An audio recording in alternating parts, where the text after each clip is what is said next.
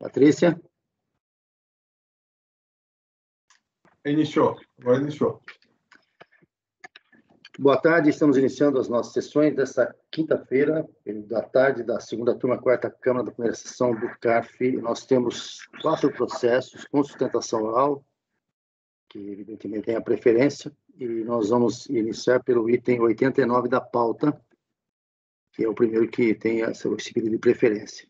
A recorrente é Grendene S.A., a relatoria é minha, e vai haver sustentação oral. Eu peço a Patrícia, que é o nosso suporte em Brasília, que é o cumprimento, que traga o patrono para a sala virtual, por favor.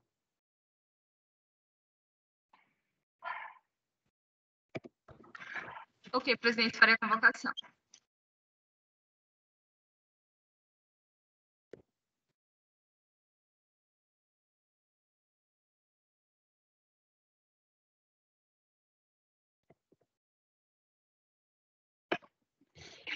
Item 89 da pauta, eu já disponibilizei o voto. Esse processo exige um pouco mais de aprofundamento, depois a gente vai ver isso, mas tem o patrono, vamos aguardar.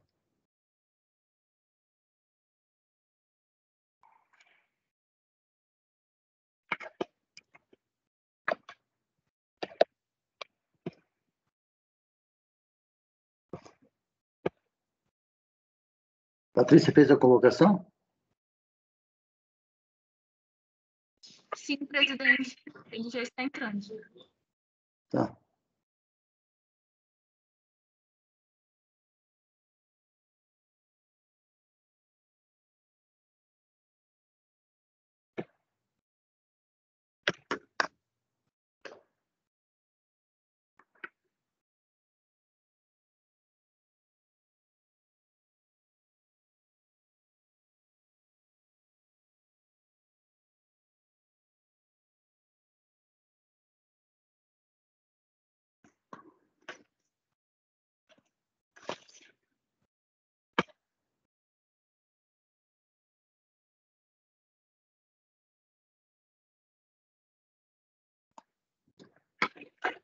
O patrono ainda não chegou. Ele está com dificuldade para acessar?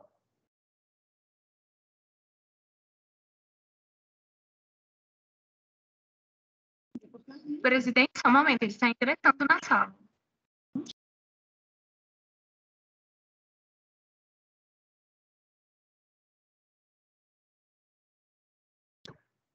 Evandro, você está aí? Evandro? Eu estou. É que você sumiu agora.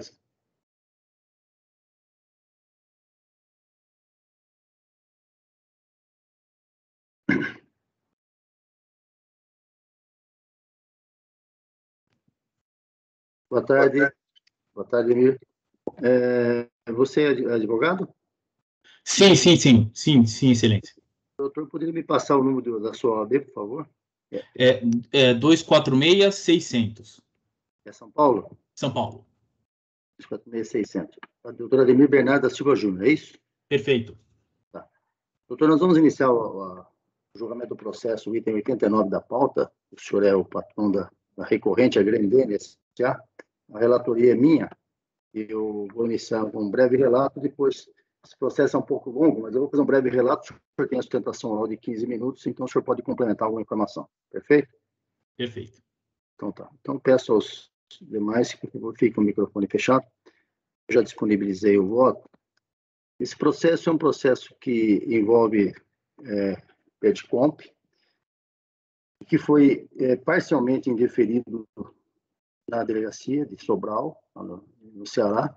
Os valores requeridos pela contribuinte, 2.601.000, foram deferidos 2.213.000, restando indeferido R$387.000.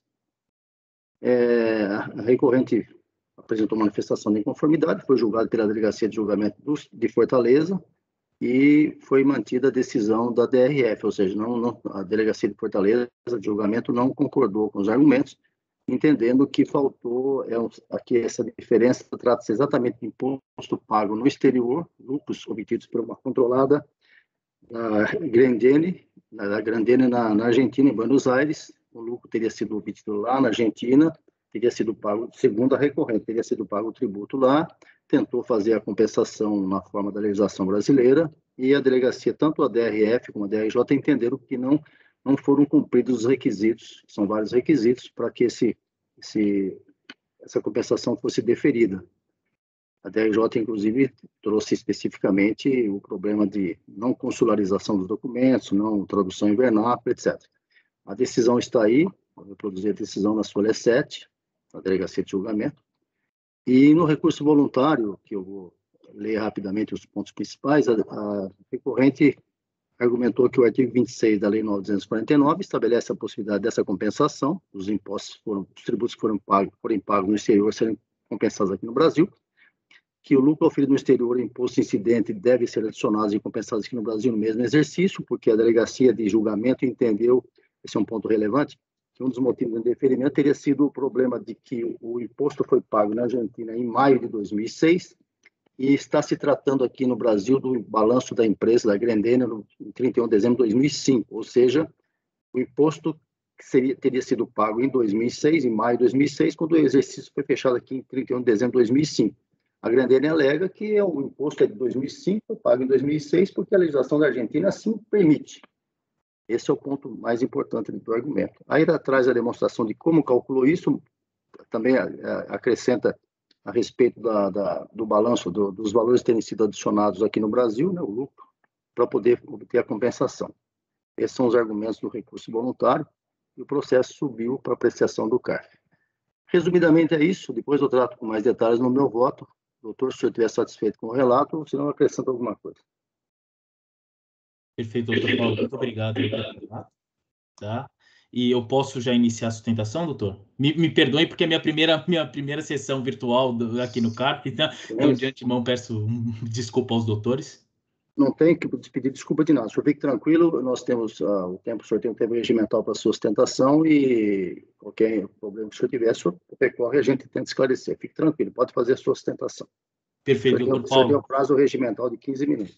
Ótimo, ótimo, doutor Paulo. Uma boa tarde a todos os nobres jogadores, todos os membros desse nobre colegiado, tá? O relatório do Dr. Paulo foi preciso, foi bem sucinto e direto, né? O ponto que trazido aqui e que eu venho apresentar a esse nobre colegiado e chamando a atenção desse nobre colegiado, né? É que os demais requisitos, né? Para a utilização de imposto recolhido no exterior, né? Consularização, posteriormente foi apresentada no curso do processo, tá? Então, a questão formal do recolhimento do tributo na Argentina pela empresa Seddle, né, que é uma das empresas Seddle Calçados S.A., que é uma das empresas do grupo Grendene, mas é a empresa do grupo Grendene na Argentina, tá? O recolhimento foi efetuado, a consularização foi efetuada, ou seja, os aspectos formais, eles foram totalmente cumpridos e demonstrados ali ao longo do processo administrativo, tá? O ponto principal da discussão e aqui da Celeuma, né, é que no ano de 2005, a Grendene, aqui no Brasil, ela adicionou a apuração, né, a sua apuração do lucro, o lucro oferido pela Seddle na Argentina, no ano de 2005, ok?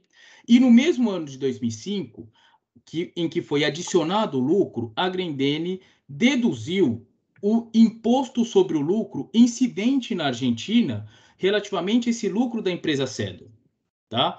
Então, o que a Grendene fez? No ano da adição, que foi 2005, ela deduziu o imposto incidente sobre aquele lucro para oferecimento à tributação no Brasil, respeitados os limites de alíquota de 25%, quer dizer, seguindo todos os trâmites aí da nossa legislação. Então, isso no ano da adição foi feita a dedução, né, do tributo incidente sobre aquele lucro na empresa na Argentina. Porém, conforme disposição da legislação argentina, o lucro apurado no ano, ele é pago até maio do ano subsequente.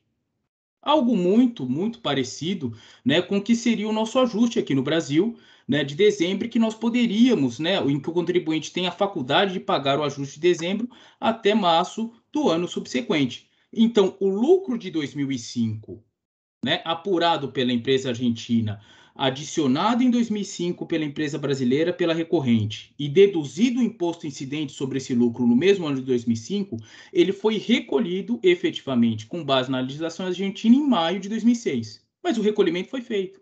Houve ali a consularização e houve o preenchimento de todos os demais requisitos.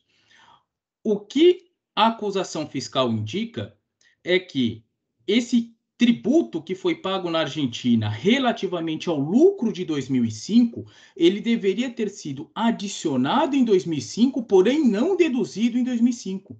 Ele somente poderia ser deduzido em 2006, quando do efetivo recolhimento. Ou seja, você teria uma adição pela empresa brasileira sem a respectiva dedução do imposto recolhido. Então, esse é o entendimento fiscal, né, do que, na nossa, com todo respeito e com todas as vênias aí, a recorrente não concorda, tá? A recorrente entende que, ao se adicionar o lucro apurado em determinado ano, 2005, no caso, certo? Se deduz imediatamente o tributo incidente sobre aquele lucro, observados os limites previstos na nossa legislação, que foram devidamente observados, e mostramos esse cálculo ao longo do processo administrativo, e ponto pelo qual, cumpre ressaltar, não houve qualquer discussão por parte da autoridade fiscal, tá?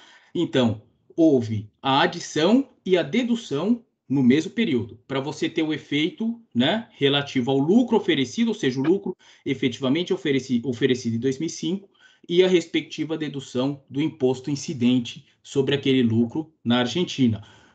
Mais uma vez ressaltado que todos os requisitos foram preenchidos, os requisitos a documentação foi apresentada no curso do presente processo administrativo, e o que remanesce como principal ponto de discussão é a questão do momento de utilização desses valores, tá? Então, a recorrente, mais uma vez, reitera e entende, né, que o procedimento fiscal foi correto, no momento da adição, né, houve a dedução do respectivo imposto incidente sobre o mesmo lucro oferido em 2005, a questão do pagamento é uma questão apenas temporal, no que tange aí a legislação argentina de possibilitar o pagamento do lucro oferido num ano ser pago até maio do ano subsequente, é uma questão meramente temporal.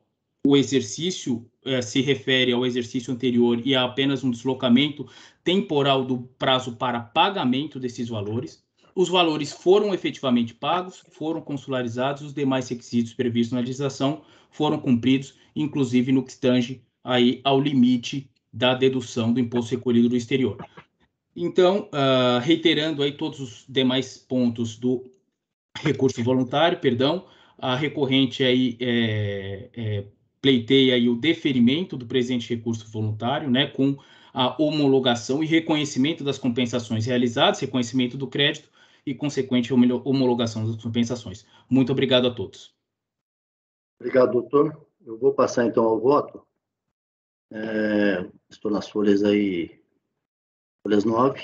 O recurso é tempestivo, todos os requisitos foram atendidos.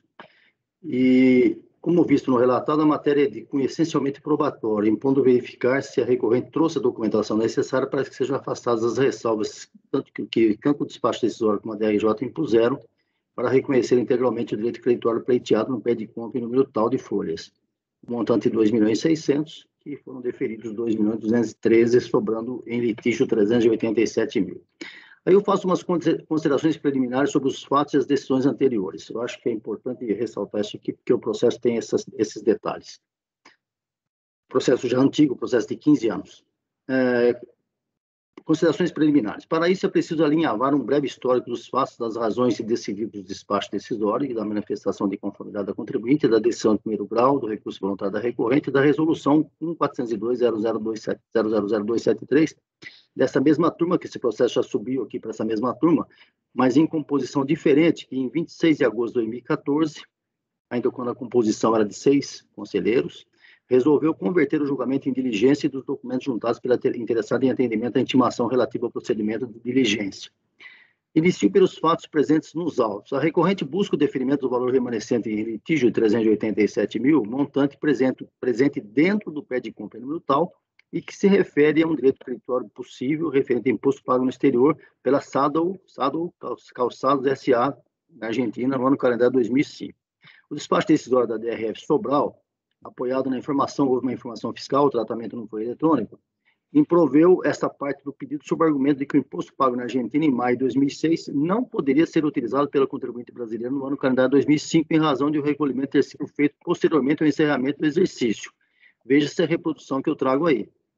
Em sua manifestação de inconformidade, a contribuinte posicionou-se fortemente contra isso, alegando, eu trouxe as alegações, não vou reproduzir, mas estão aí no voto.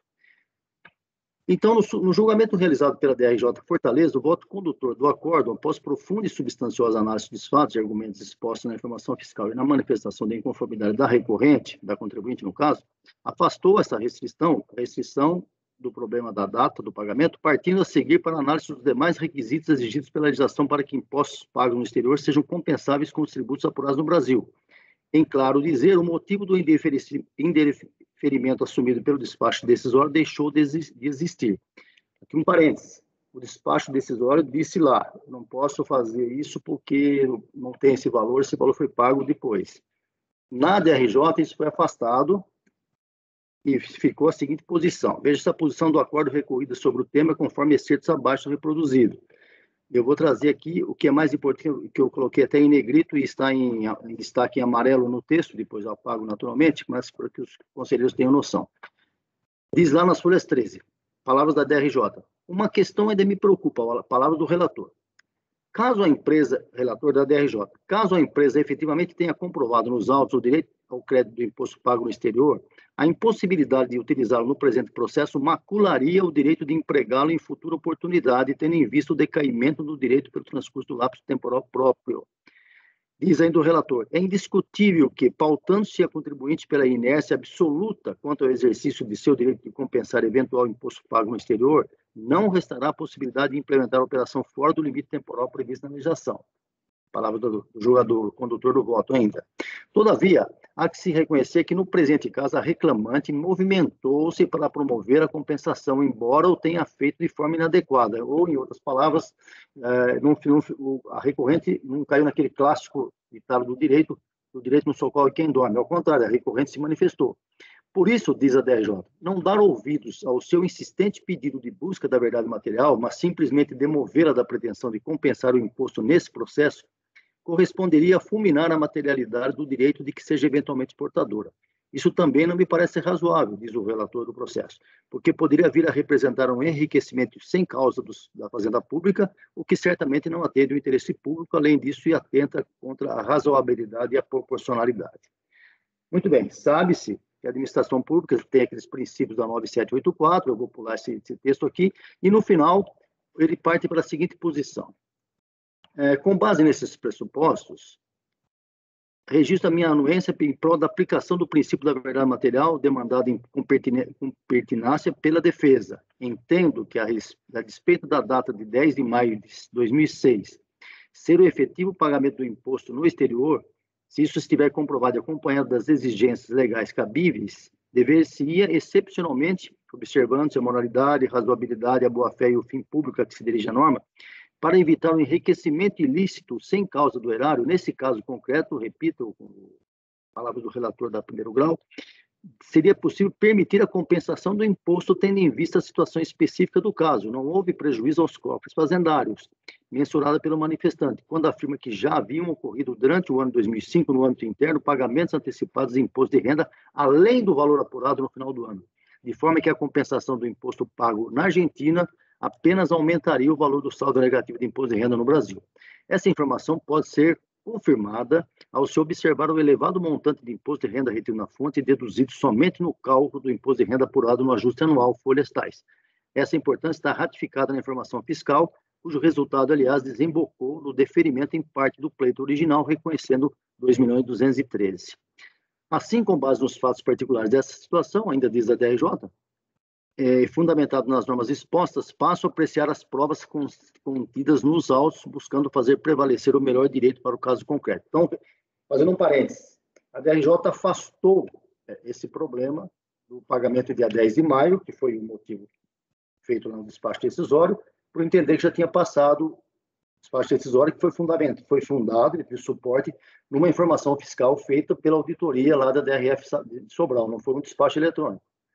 Então, naquela informação fiscal foi dito exatamente isso. Olha, o contribuinte quer compensar em 2005 o imposto que foi pago em 2006. Resumidamente é isso. A DRJ afastou, dizendo que se ele tem o direito, ele tem o direito. Cabe ver agora as outras exigências. Então, a DRJ passou a trazer aos autos a posição de que se o contribuinte afastado desse óbice inicial, teria cumprido com aquilo que é a exigência para que seja aproveitado o imposto pago no exterior, seja aproveitado no Brasil. Há uma série de exigências e é isso que a DRJ começou a perfilar. Então, ela trouxe aqui.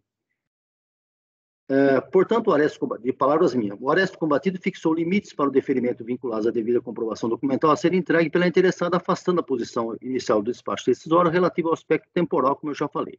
Antes de prosseguir, que fique claro, palavras minhas, não ter havido qualquer inovação no julgamento feito pela DRJ, posto que, afastada a restrição imposta pelo despacho decisório, que indeferir o pleito por um aspecto preliminar, sem avançar nos demais, obrigatoriamente a DRJ teria que apreciar à luz da legislação vigente se foram cumpridas as demais regras pertinentes a esse caso, a saber: a.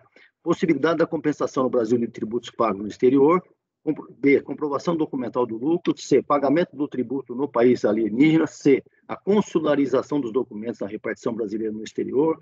E. A juntar de tais documentos ao pedido de repetição do indébito devidamente traduzido em vernáculo por tradutor público juramentado. F. A comprovação de que os lucros obtidos no exterior foram oferecidos à tributação no Brasil. E, finalmente, se o tributo recolhido no exterior poderia ser aproveitado pela empresa, mesmo que o pagamento tenha ocorrido após o prazo lá dos balanços aqui no Brasil. Analisando os autos, a decisão ACOP improveu por unanimidade o pedido relativo ao direito buscado, afirmando peremptoriamente que, ou seja, afastou o problema da data, mas criou outros óbices, que são, DRJ, não houve a consolidarização dos documentos, parte da quitação do tributo estrangeiro foi feita com possíveis compensações que não, palavras da DRJ, aspas, não esclarecidas devidamente. Referidos documentos seriam, aspas, meras cópias sequer autenticadas nas versões entregues pela defesa. Outro, não houve comprovação do vínculo societário entre a contribuinte e a empresa sediada no exterior. 5. Inexistiu apresentação de cópias da contabilidade da manifestante concernentes ao registro do imposto pago no exterior, bem como aqueles relativos ao reconhecimento do respectivo lucro no Brasil. 6. Também não teriam sido apresentadas as demonstrações financeiras correspondentes aos lucros obtidos fora do país. E 7. Os documentos não foram invertidos para português por tradutor público.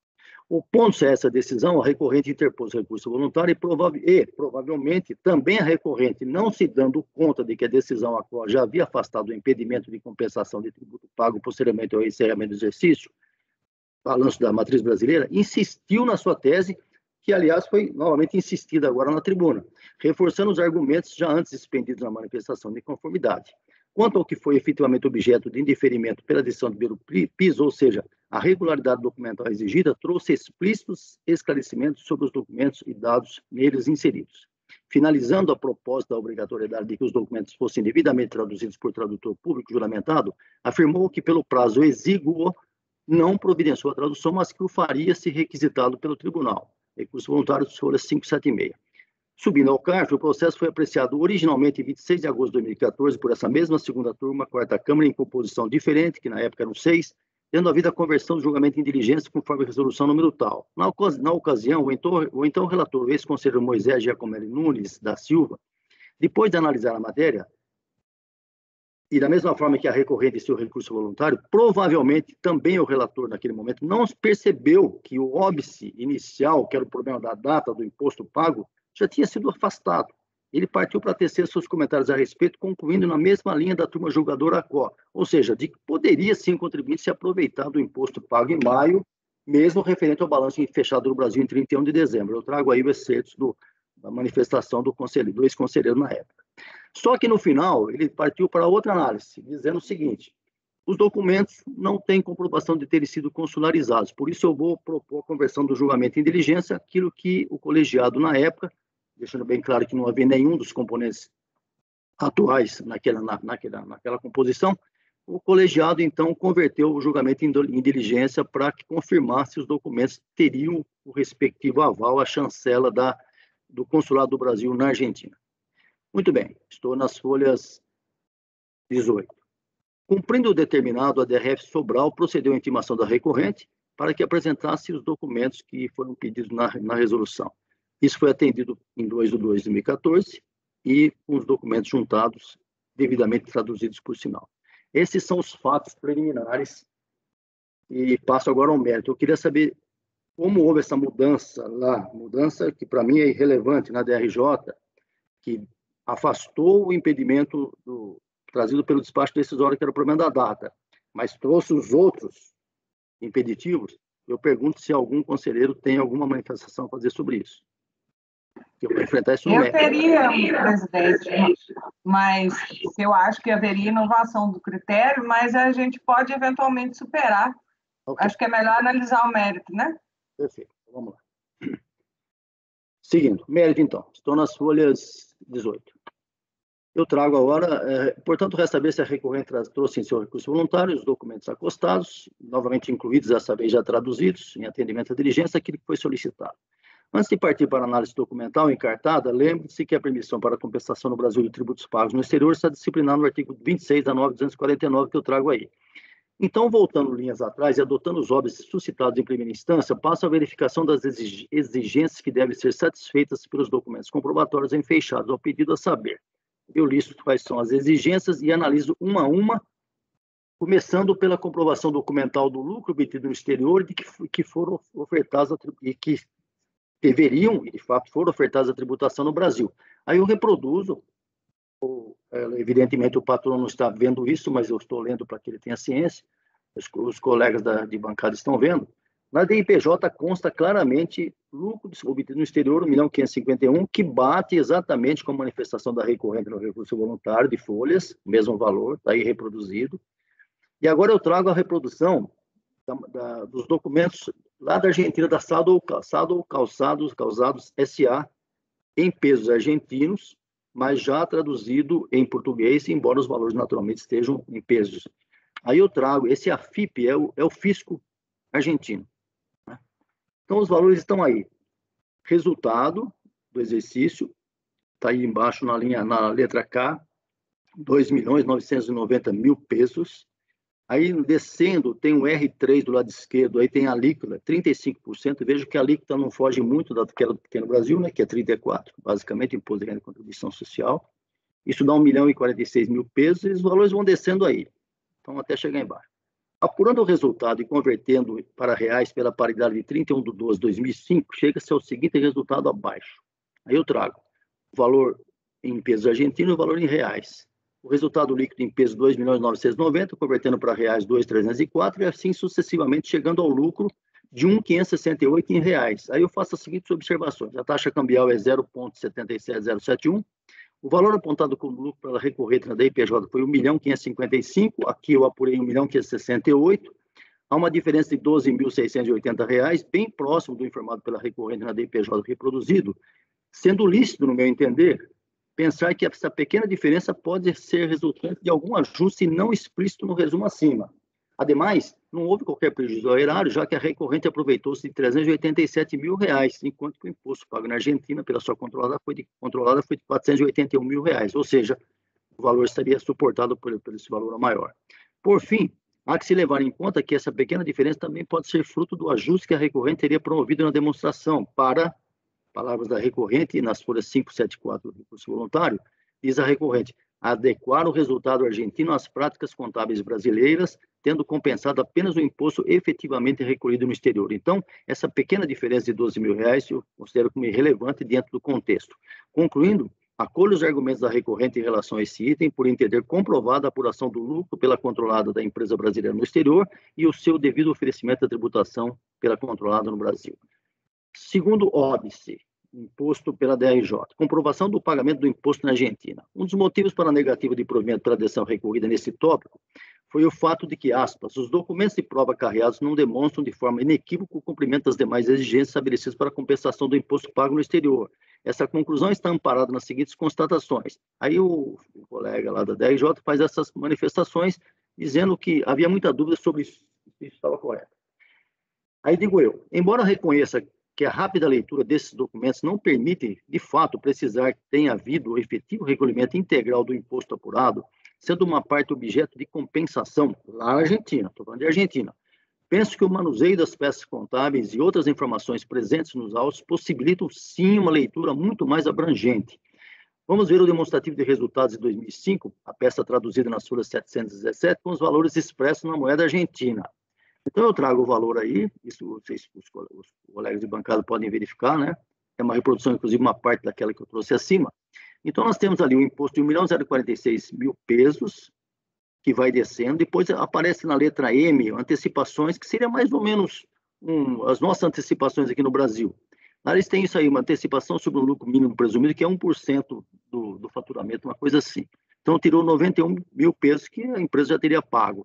Há uma outra antecipação aqui, que eles chamam de retenções ou percepções, de 4.000 e poucos pesos, e um saldo a favor, declaração juramentada, que também é coisa da legislação deles, de R$269.000, sobrando 680.000 pesos, como valor devido. Note a descrição das 3 últimas colunas e os valores imputados. A tabela é minha. Imposto apurado é 1.046.000, a todos esses créditos, vamos chamar assim, e sobra um saldo a favor do fisco, pode ver que a coluna chama a favor, a FIP é o fisco argentino, 680.000 pesos. Seguindo com o demonstrativo de folhas, aí eu trago lá 680.000 e há um cômputo do imposto sobre crédito para cancelamento de declaração de R$56.000. É um valor que o fisco argentino permite aos contribuintes aproveitar, não sei qual é o motivo da legislação, mas é assim que funciona lá. Então, do montante inicial apurado a favor da FIP, que é o fisco argentino, de 680.000 pesos, ainda pode ser deduzido, certamente autorizado pela legislação do vizinho país, o valor de 56.437,45 pesos, levando ao resultado final líquido a recolher de 624.457,58 pesos, como está demonstrado abaixo. Isso aconteceu como? 413.000, eles chamam de soma ingressada de forma não bancária, e 210.000 foram pagos em moeda, que eu trago abaixo demonstrando agora, dá exatamente os 624.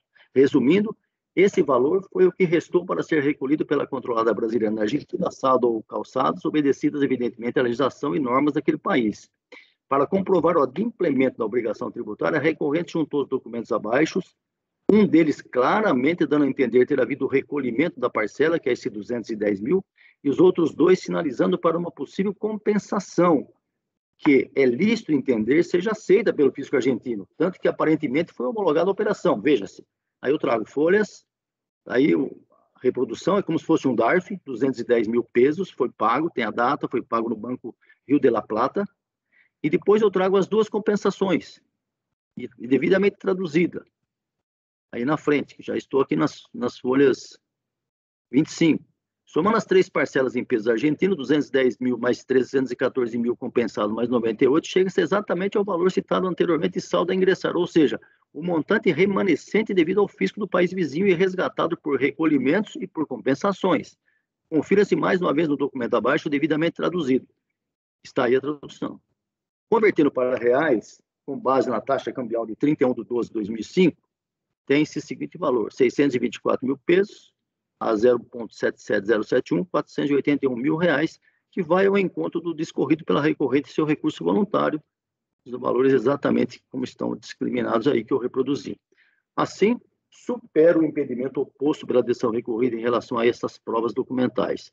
Também não houve irregularidade no valor aproveitado no Brasil, 387.000, muito bem abaixo do montante pago na Argentina, 481.000, pelo que igualmente do provimento ao recurso voluntário em relação a esse ponto. Vou continuar, depois discutimos tudo. Terceiro ponto, consularização dos documentos juntados. Segundo a decisão recorrida, a respeito do rol documental juntado pela defesa, esses documentos não passam pelo primeiro requisito legal acima mencionado, palavra da DRJ, de modo que não há a mínima possibilidade de acolhê-los por completo desvio da legalidade estabelecida. É que não está presente o reconhecimento do consulado da Embaixada Brasileira no país estrangeiro, que é um requisito essencial, segundo palavras da DRJ. Posição semelhante à adotada pelo relator original desse processo no CARF, que é o ex-conselheiro Moisés, que teve o mesmo entendimento, tanto que baixou o processo em diligência, dizendo lá, cópia digitalizada do documento de folha 611 não permite que se identifique seu teor integral para deduzir se tratar de documento e tal. Muito bem, palavras minhas. De fato, o referido dispositivo legal exige a chamada consularização de documentos que os contribuintes pretendam usar como prova de pagamentos de imposto no interior e compensar no Brasil. Além disso, que o documento que comporta o regulamento do tributo seja reconhecido pelo respectivo órgão arrecadador. É o parágrafo 2º que está reproduzido. Então, voltando à decisão recorrida, em relação à parte inicial do parágrafo transcrito, o documento relativo ao imposto de renda incidente no exterior deverá ser reconhecido pelo respectivo órgão arrecadador. O preceito já foi claramente atendido pelos documentos que eu reproduzi, né? Está claríssimo que a FIP, lá, que o fisco argentino, já reconheceu esses documentos como válidos. Já no que caminha para a exigência de que o documento passe pela chancela do consulado da Embaixada do Brasil, no país dos fatos, tal exigência foi sendo mitigada com o passar dos anos pelos lados legislativos e normativos posteriores, dentre eles a Lei 9.430, artigo 16, para o segundo inciso 2, que já possibilitou que já não tenha necessidade mais dessa consularização, desde que tenha outros requisitos atendidos. E aí, no caso da Argentina, há uma solução de consulta COSITES 155, que eu já tratei dela anteontem, mas aquele é mais específico da Argentina, e se os colegas olharem, depois até em amarelo aí, fala exatamente da Argentina. No caso de documentos oficiais expedidos na Argentina, aplique-se no que couber o disposto no acordo por troca de notas sobre simplificação de legalizações em documentos públicos de 16 de outubro de 2003, publicado no Diário Oficial em 3 de abril de 2004. E ela segue com mais informações lá embaixo. No caso de documentos da Argentina, aplique-se no que couber o disposto nesse acordo. E aí traz alguns destaques que eu julgo pertinentes, que eu estou descendo aqui no meu voto. Estou aqui agora nas folhas 30, onde está negritado no item 15.3.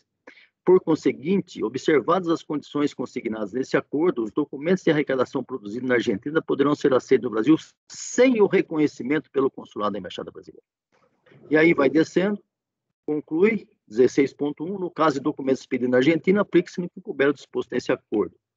Indo mais longe, acerca dos documentos envolvendo Brasil e Argentina, essa solução de consulta acima, ela traz uma informação importantíssima, está na própria solução de consulta, isso que eu reproduzi abaixo separadamente.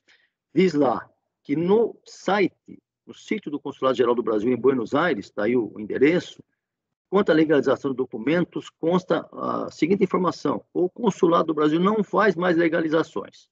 O acordo sobre simplificação de legalização de documentos públicos em vigor desde 2004 eliminou essa necessidade. E assim vai. Tá? Muito bem. Então, induvidosamente, as exigências foram superadas pela legislação e atos normativos supervenientes, de modo que, afastados os empecilhos assumidos pela decisão ACO, o que se aplica, inclusive, ao resultado da diligência determinada pela resolução em relação à consularização, com a juntada da mesma, da cópia em versão traduzida, onde se lê claramente a citação feita ao acordo sobre simplificação de documentos, isso está devidamente superado, e eu trago aí justamente a informação que a resolução lá da nossa turma aqui, com outra composição, exigiu.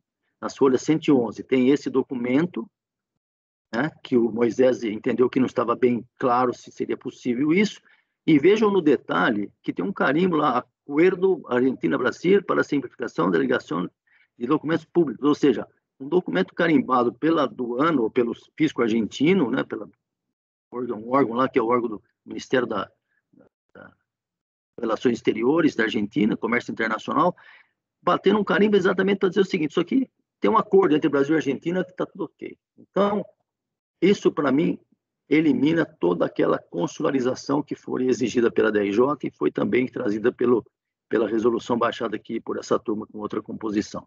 Tudo isso se alinha com as informações da Embaixada Brasileira em Buenos Aires, como acima traduzido, que para legalizar documentos argentinos com procurações, cópias, é necessário ser isso aqui: o documento for legalizado por escrivão em Buenos Aires, legalize o documento no Colégio de Escribanos da Capital Federal e legalize o documento no Ministério de Relações Exteriores, Comércio Internacional e Culto da Argentina, que é exatamente o que está escrito aí nesse carimbo. Então, pelo exposto, entendo que os documentos juntados se prestam aos fins perseguidos pela recorrente.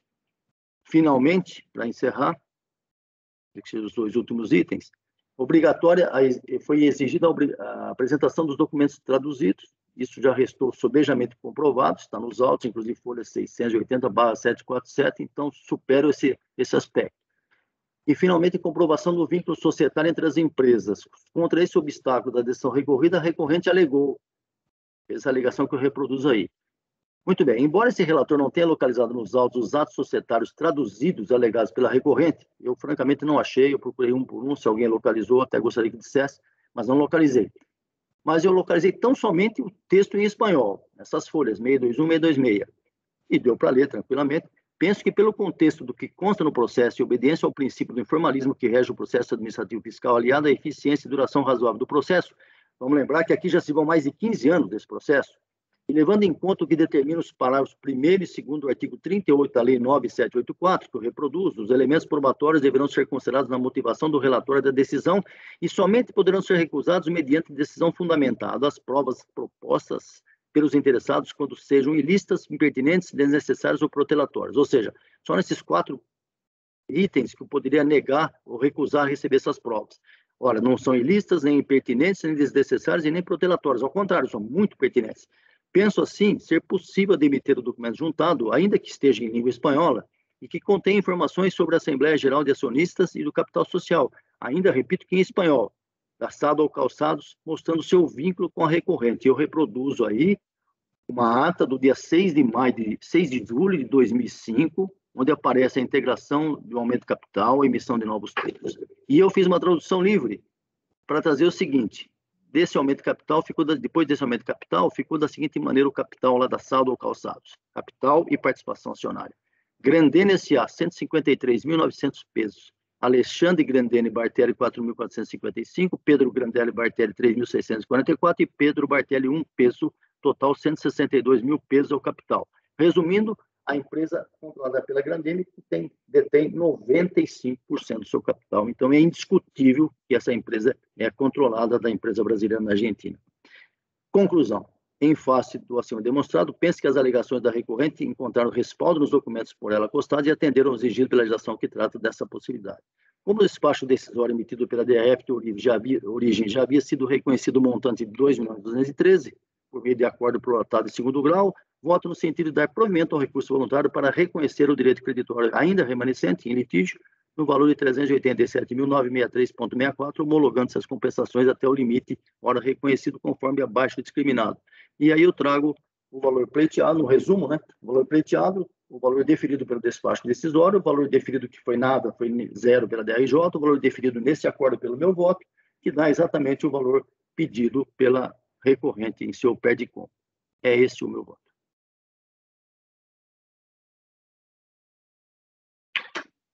Júnior, você queria se manifestar um pouco? Você falou naquela hora? Não. Não, presidente. Acho. Está até dando um eco aí. Eu acho até que seria um motivo para uma nulidade da decisão da DRJ, porque ela estaria inovando aí o despacho decisório. Mas, nesse caso, como o senhor está dando provimento no mérito, pelo artigo 59, parágrafo 3º, a gente pode superar aí, né, a questão da nulidade e eu acompanho.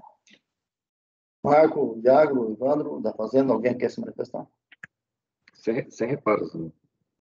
Depois desse voto aí tão completo, presidente, por favor. Todos de acordo? Bárbara, Mauritânia? Então, por unanimidade, dado o provimento ao recurso, reconhecendo o direito creditório remanescente. Julgamento encerrado, doutor. Obrigado, nobres jogadores. Muito obrigado. Ótima tarde a todos. Obrigado. Boa tarde para o senhor também. Bom trabalho. Obrigado. Obrigado, igualmente. Aliás, presidente, esse levantamento sobre a evolução da forma de comprovação do pagamento no exterior, eu vou guardar esse voto aí. Eu também falei, ainda bem que eu gravei aqui, tem que lembrar depois. Quantas horas esse voto aí? Poxa, eu nem sei, viu, Iago? Francamente, não são muitas horas, não, viu? Porque é perde-compre, né? Eles fazem essa análise, perde-compre, não está sabendo o que está lá dentro. Perde-compre tudo é fácil, né? É fácil. Você comentou ainda hoje, quando você estava lá na DRF de Porto Alegre, exigiam lá que fizesse uma análise, um monte de documentos, que é que faz rapidamente. Seguindo, Patrícia, o próximo processo ainda é meu, vou fazer mais um, depois eu vou dar um tempo aqui para tomar uma água. Da Perdigão, item 91, doutor Ricardo Greco, já está na sala? Sim, presidente. Por favor, pode trazê-lo, então. Ok, farei a convocação. O voto já está disponibilizado também.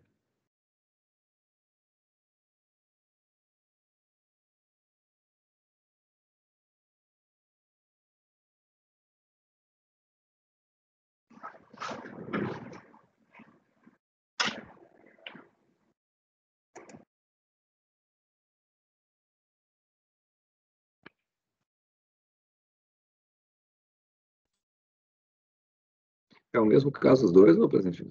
Não, acho que não. Boa tarde, doutor. Boa tarde. Como vai? O senhor está nos ouvindo? Estou ouvindo o senhor muito baixo. Melhorou? Não, está muito baixo ainda.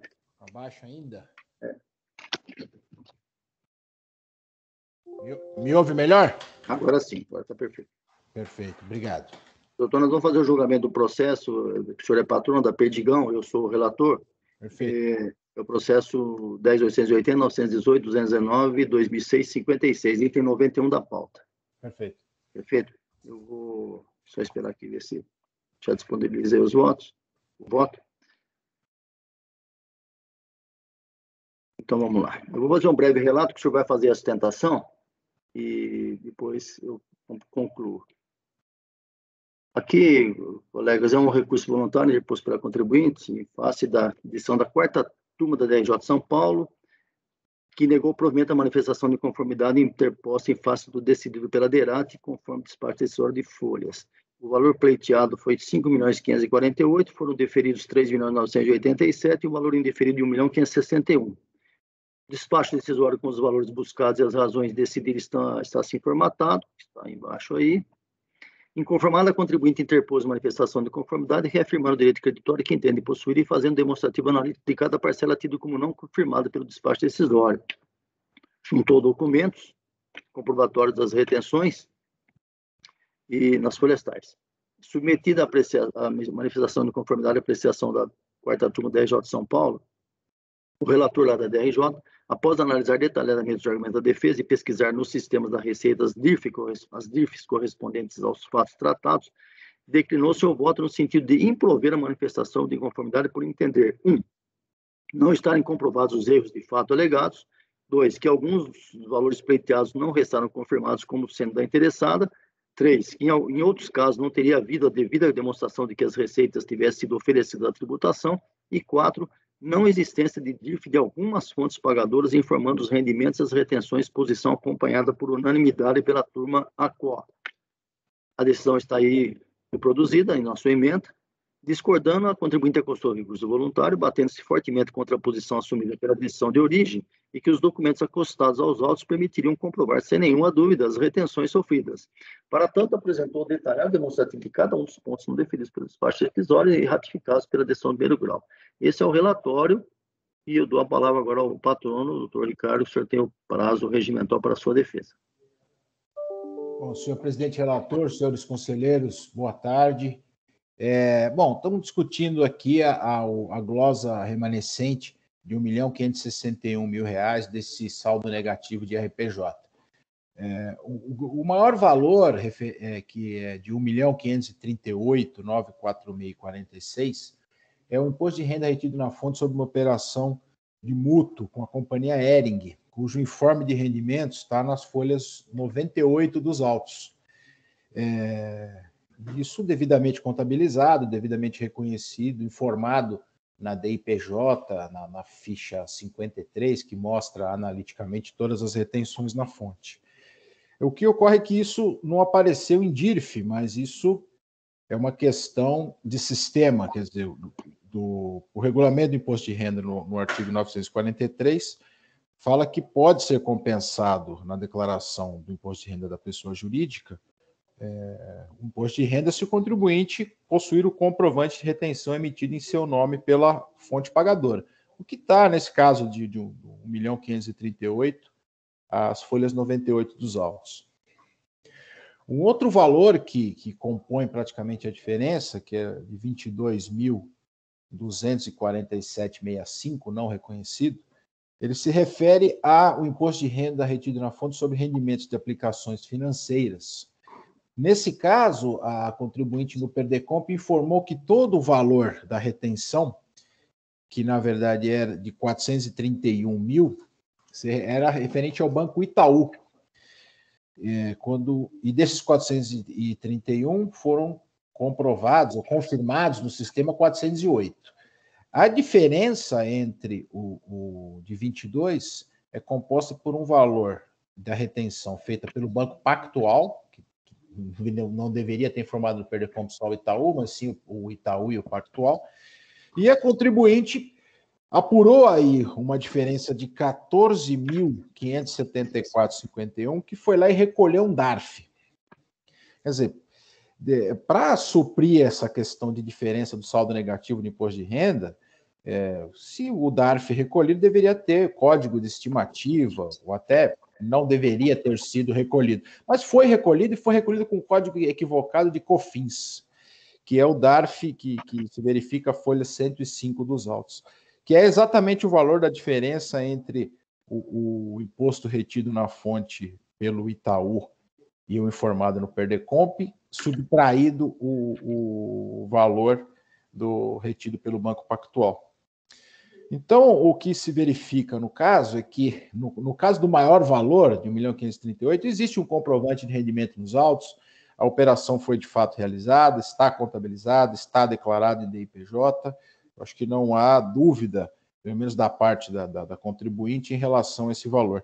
O outro valor que compõe a diferença tem aí essa conciliação feita entre retenções do Banco Itaú e do Pactual, folha 104, que foi demonstrado num quadro ilustrando isso em memoriais. E a diferença do DARF de 14.000, que foi efetivamente pago, o DARF de folha 105, foi equivocadamente recolhido com código de COFINS. E aí, a essa altura, não se sabe, acho que foi um erro da contribuinte. Acredito que é isso que a contribuinte tem para apresentar no momento, e agradeço a oportunidade e fico à disposição para eventuais dúvidas. Obrigado, doutor.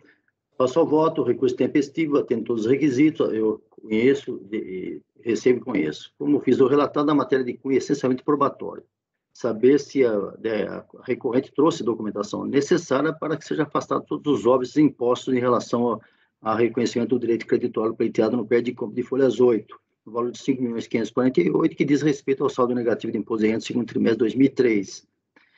A posição pendente de julgamento ainda, nessa instância, é essa que os trouxe abaixo. Valor pleiteado 5.548, deferido 3.987, pendente, como o próprio patrão disse na tribuna, 1.561.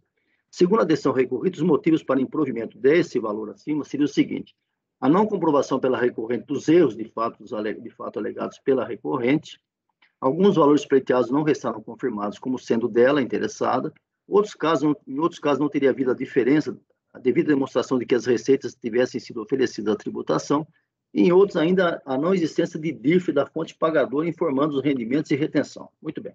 De seu turno, a contribuinte rebate tais assertivas, junta documentos e elabora em sua peça recursal detalhado demonstrativo de cada item tido como não confirmado no despacho decisório e ratificado pela decisão recorrida. Antes de analisar as alegações e documentos, entendo pertinentes algumas colocações preambulares. Primeiramente, vejo que o fato de a fonte pagadora não enviar DIRF à Receita Federal não me parece ser suficiente para descaracterizar a existência de rendimentos obtidos e retenções sofridas pela contribuinte, desde que a parte interessada traga aos autos, dentre outros documentos, formas de comprovação que forem necessárias à ocorrência de tais eventos.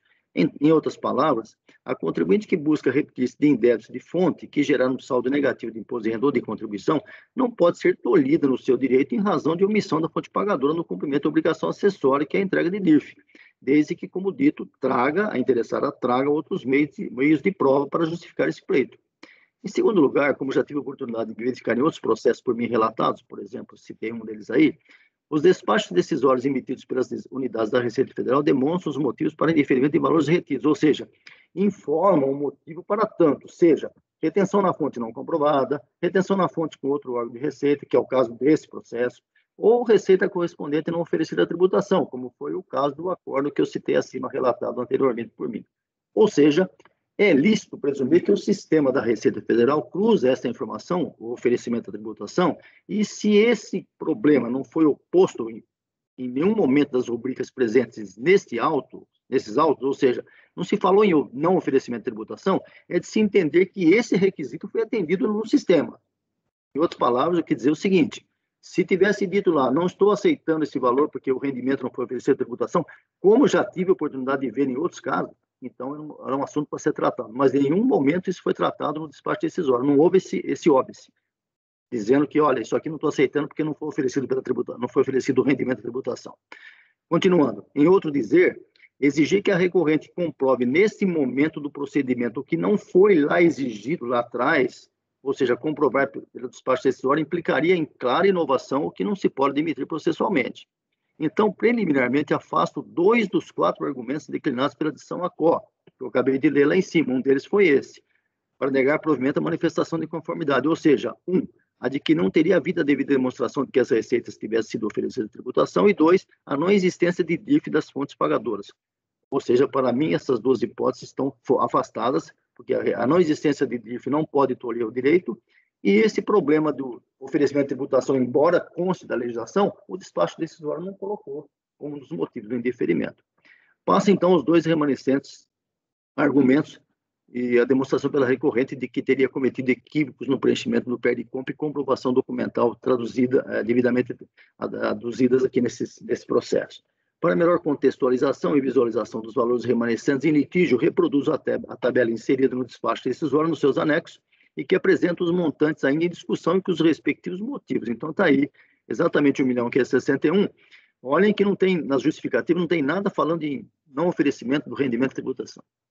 Então, a partir dos valores indefinidos pela decisão da unidade de origem e mantidos pelo acordo de primeira instância e confrontando-os com as alegações aduzidas pela recorrente em suas 2 peças recursais e os seus correspondentes documentos, passo a análise pontual de cada caso, trazendo ao final as minhas conclusões em relação ao analisado no respectivo item. Agora faço uma análise de item por item. Quanto ao valor de 59,16 não confirmado, eu trago a posição da DRJ. A DRJ resumiu lá: o direito creditório desse item no valor de 59,16 não pode ser reconhecido pelos motivos acima expostos, que ele explicou lá, que eu não vou ler aqui. A recorrente alega, o que eu também trago, mas não vou ler, mas está reproduzido no voto. Aí vou para as minhas conclusões, que eu vou ler. Item a item. Sobre o valor de 14,46, de fato, a comprovação documental de sua efetiva retenção no primeiro trimestre, folhas 88. A alegação da recorrente é de que só teria recebido o informe de rendimentos após o encerramento do trimestre, impedindo seu aproveitamento oportuno, o que busca fazer depois. Embora isso não seja vedado, há necessidade de se demonstrar que não houve aproveitamento em duplicidade, ou seja, o que a recorrente tentou fazer mediante documentos juntados no anexo 2, folhas, inclusive fazendo citação no PERDE-COMP no tal, que seria relativo ao primeiro trimestre de 2003, mostrando o não aproveitamento do imposto de renda na fonte na oportunidade. Ocorre que esse PERDE-COMP foi citado, na forma como foi juntado, não permite tal comprovação, ou seja, os valores que estão ali estão totalizados, impedindo confirmar-se o alegado pela recorrente, ou seja, não tem condições de saber se esse 14,46 foi aproveitado só no primeiro trimestre e não foi no segundo. Eu não cheguei a essa conclusão. Pelo PERDE-COMP não dá para chegar. Sobre o valor de 27,42, retenções comprovadas pelo informe de rendimento juntado às folhas e confirmado pela DIRF, acostado pela DRJ. Quanto à posição da decisão ACO acerca da não comprovação do oferecimento de tributação, que foi o motivo do indeferimento, eu já afastei, então nesse aspecto eu dou provimento. Sobre o valor de 17,28, conforme bem oposto pela decisão recorrida, trata-se de recolhimentos de COFINS relativo a outro processo, vencimento em 29/2/2008, outra época, outro período, não justificando sua inclusão no saldo negativo do imposto de renda, de modo que não pode ser reconhecido o respectivo direito creditório pleiteado. Nego o provimento. Então, nesse item de 59,16, eu dou provimento a 27,42. O segundo item, que é o mais relevante, aliás, quase o total. O valor de 1.538. A posição da DRJ está expressa aí, as alegações da recorrente estão aí, aliás, o patrono reafirmou na tribuna, e eu vou para as minhas conclusões. As folhas 9. Sobre o valor de 1.538. Segundo o pontuado pela decisão recorrida, não há nos autos DIRF emitida pela fonte pagadora Companhia Aérea CNPJ tal, o que levou, dentre outros motivos, ao improvimento do pedido pela DRJ. A recorrente alega ter cometido equívoco no preenchimento desse PERDE-COMP, quando teria incluído indevidamente valores relativos a outros códigos e outra fonte pagadora, além da acima referida, que é a Companhia Aérea. Veja-se a reprodução no PERDE-COMP.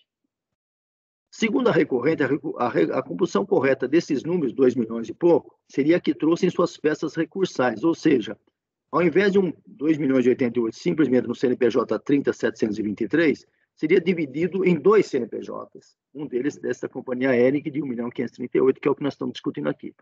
Ainda para buscar justificar o engano no preenchimento do PERDE-COMP, tanto em relação às fontes pagadoras quanto aos códigos de retenção, juntou com a manifestação de inconformidade o anexo 3, contendo cópia da ficha 53 do DIPJ, que comprovaria ter informado corretamente o referido valor com o código de receita 3426, fonte pagadora, Companhia Hering, item 27 da ficha 53. De seu turno, como dito, a DRJ assentou que não há DIRF emitida pela Companhia Hering a favor da recorrente. Em outro ponto, afirma constar DIRF da fonte pagadora Banco Modal, apontando o valor e outro valor para o período de junho de 2003, como aduzido que trago abaixo. É exatamente o 500 e pouco, que é a diferença do 2,88 para 560 e poucos, lá, que é o que nós estamos discutindo. Ou seja, os 500 e qualquer coisa aí são do Banco Modal, 549 mil, são do Banco Modal e estão confirmados, inclusive, pela DRJ. Então, estaria remanescendo a diferença de 1.538.000. Então, seguindo. Pois bem, de fato, há divergências, sendo necessário atentar se o rol probatório juntado pela defesa consegue derrubar o obstáculo oposto pela decisão recorrida e suplantar as inconsistências. Nesse ponto, crucial atentar para o que preconiza a legislação a respeito do imposto de renda na fonte e os documentos aptos para sua comprovação. Confira-se conforme expressa a determinação do REI 99, então vigente, com os destaques acrescidos. Aí eu trago o artigo 943, que fala dos documentos, trago a IN, que fala a respeito da fonte pagadora disponibilizar os documentos necessários, que é o informe de rendimento, e continuo. Pois bem, compulsando os autos, atesta-se a juntada pela recorrente do documento acima prescrito, ou seja, o informe de rendimentos, que a própria legislação disse, a própria IN disse, preenchido pela fonte pagadora na forma determinada. Trago aí, isso está nos autos. Portanto, independentemente das inconsistências ou equívocos havidos, induvidoso que a recorrente juntou o documento mais importante exigido pela legislação, de modo que, não tendo a decisão recorrida aventado qualquer invalidade do mesmo, há que se ter o informe de rendimentos como perfeitamente idôneo e apto para a produção dos efeitos desejados pela contribuinte. Dessa forma, trazida a prova necessária e superados os demais aspectos para o improvimento do pedido, não existência de DIRF, não comprovação da inclusão dos rendimentos na composição do lucro real, assunto já tratado nesse voto, há que se prover o recurso voluntário em relação a esse tópico, dando provimento do valor de R$ 1.538.946,46. Mas o último, acho que é o último item agora. Quanto ao valor de R$ 22.247, traga as duas posições, da DRJ e da recorrente, e faço o resumo dizendo o seguinte: a divisão aqui dos valores são em dois valores, os 22.247 dividido em dois valores de 7.672 e 14.574. Iniciando pelo valor de 7.672,92. Sua origem reporta-se aos rendimentos e retenções havidos em relação à fonte pagadora pactual, CNPJ número tal, totalizando fonte de 227.573,59. Segundo reconhece a decisão recorrida, existe DIRF, folhas tais, comprovando a retenção e há informe de rendimentos na mesma forma exigida pela legislação vigente. De seu turno, a recorrente aduz que houve equívoco nesse item, tendo sido informado na página 3 do PERDICOMP o valor de 219 mil, que foi confirmado pelo despacho decisório. Está aí que eu reproduzo. Ou seja, a informação da recorrente foi chancelada pelo despacho decisório. Todavia, como visto no recurso voluntário, tal informação, disse a recorrente, teria sido equivocada, pois que tomada em conjunto com os rendimentos e retenções de outra fonte pagadora, no caso o Banco Itaú, conforme folhas tais, que eu reproduzo aí, que foi validada apenas parcialmente. Então, chega-se a diferença de 22.247, que se divide em dois valores, 7.000 e 14.000. Pois bem, nesse ponto, parece-me duvidoso o equívoco cometido no preenchimento do PERDICOMP, apontando fonte de 219 mil, tendo em vista haver comprovação da retenção efetuada pelo Banco Pactual, totalizando 227 mil, de modo que dou provimento para reconhecer a diferença de 7.672. Destaco que a DRJ sinalizou, aspas, que a diferença corresponde a um novo pedido de restituição feito impropriamente a destempo. Porém, não trouxe qualquer comprovação do que isso teria ocorrido, foram simplesmente alegações da DRJ. Eu dou provimento a esse valor, portanto, de 7.672. Sobre a diferença remanescente de 14.574, conforme bem aposto pela decisão recorrida, trata-se de recolhimento de COFINS, a mesma situação do caso anterior que nós vimos, que não pode ser reconhecido aqui, então eu nego o provimento. Então, em resumo, nesse item, do valor em discussão de 22.247, eu dou provimento para 7.672,92. Finalmente, temos o valor residual de R$ 61,54, e com relação a isso, eu faço minhas conclusões dizendo que há informe de rendimentos, comprovando a retenção efetuada pelo Banco do Estado de Santa Catarina, BESC, CNPJ número tal, em face do estabelecimento incorporado pela recorrente. Houve uma incorporação. Aí eu trago as informações, trago o informe de rendimentos. A decisão de primeiro piso reconhece ter havido essa incorporação, mas não aceitou os valores. Do meu modo de pensar, penso exatamente o oposto. Comprovada a retenção e comprovada a incorporação da empresa, havendo documentação hábil, há que se prover o recurso voluntário e dar provimento, nesse caso, de R$ 61,54.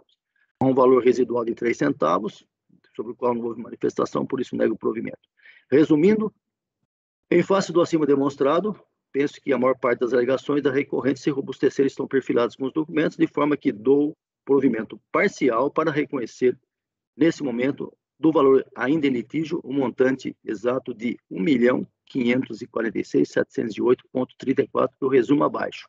Valor pleiteado no total do pé de compra 5.548, deferido no despacho decisório 3.987, deferido na DRJ nada, deferido nesse acordo 1.546.708,34, restando indeferido apenas o valor residual de R$ 14.606,50 é o voto.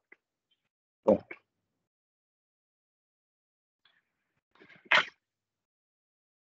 Doutor, o senhor conseguiu acompanhar os números todos aí? Tá. Alguém quer se manifestar, Marco?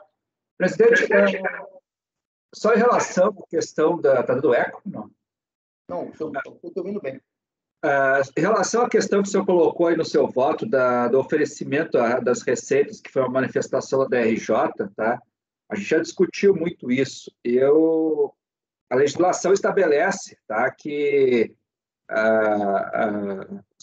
em regra, os 2 principais critérios é a retenção e oferecimento da correspondente receita à tributação.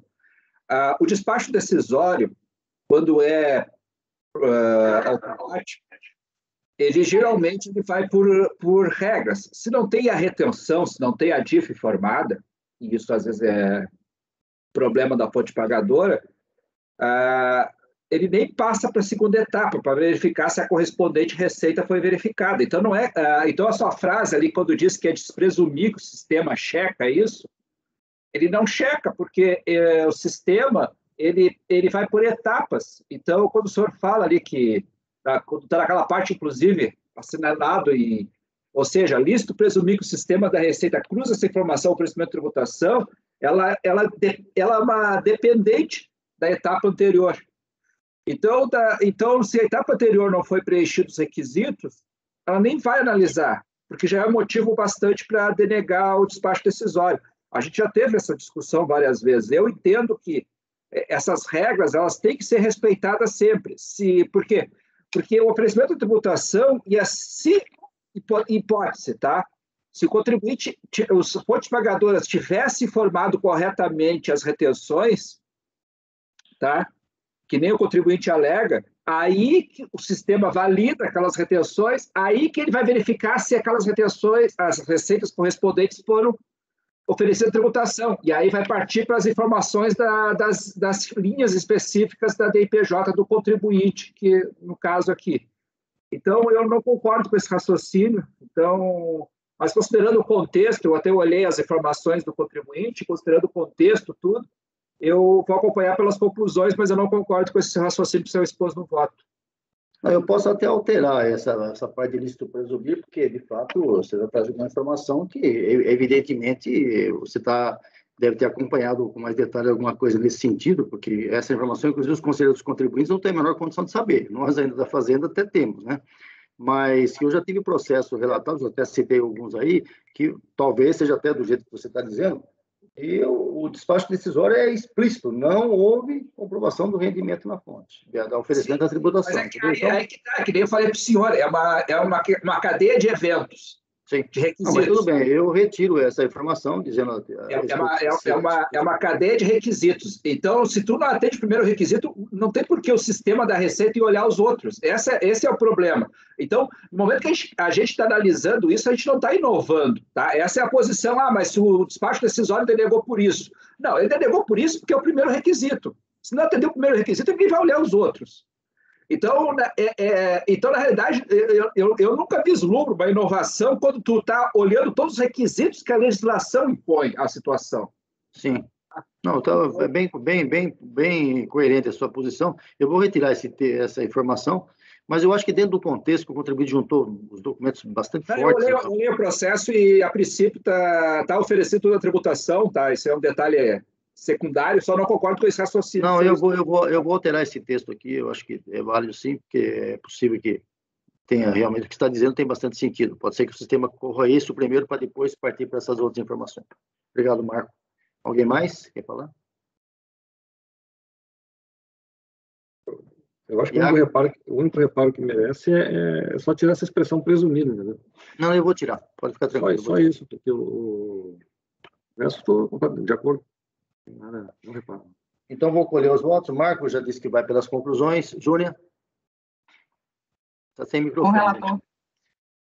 Evandro? Relator. Só um minutinho. Marco, eu vou tirar esse texto. Você vai pelas conclusões ainda assim? Eu retiro, eu acompanho o Dani. Total. Eu vou de retirar, depois eu passo o voto para você checar. Evandro, já votou. Luciano? Com o relator. Iágaro?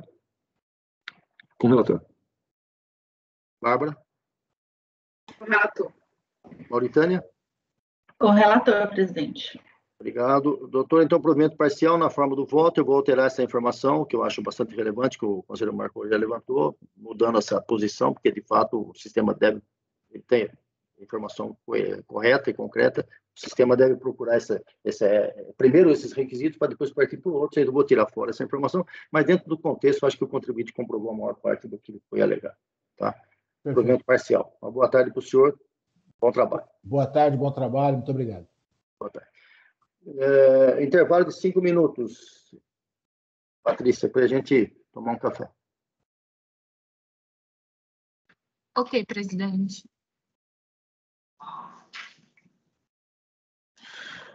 Faltam mais 2, né?